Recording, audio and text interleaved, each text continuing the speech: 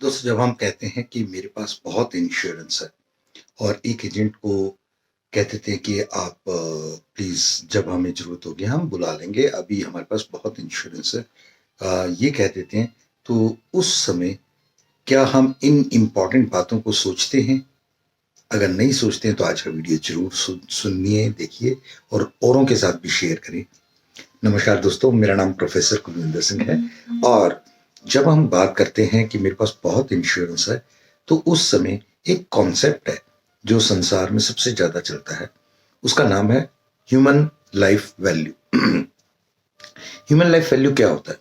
Human life value का मतलब होता है एक व्यक्ति जब कमाना शुरू करता है, जैसे-जैसे उसकी इस्टैब्लिश हो जाता है कमाई, तो वो शादी की जाती है, बच्चे होते हैं, परिवार होता है।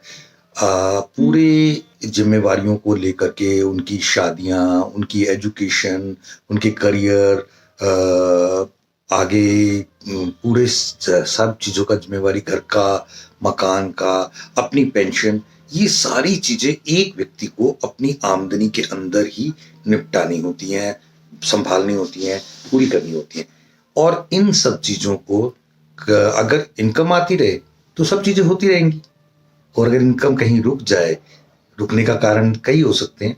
डिसेबिलिटी हो सकती है, डेथ हो सकती है, डिजीज हो सकती है, तो एनी मिसहैपनिंग हो सकती है। तो कौन करेगा ये सब कुछ? कैसे होगा?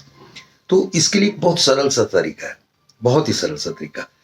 आज एक व्यक्ति की उम्र मान लीजिए 30 साल है, मैं एग्जाम्पल पे बात लेता हूँ, और वो एग्जाम्पल 30 साल और आज वो 25,000 रुपये या 50,000 रुपये, कोई एक अमाउंट ले लीजिए, वो पर मंथ कमाता है।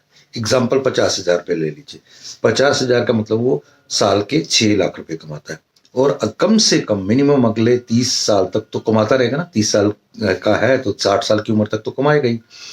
तो अगर बात करें 30 साल में, तो वो करीब करीब 1,80,00,000 रुपए अंदाजा कमाएगा। तो उसका 1,80,00,000 का इंश्योरेंस कम से कम होना चाहिए।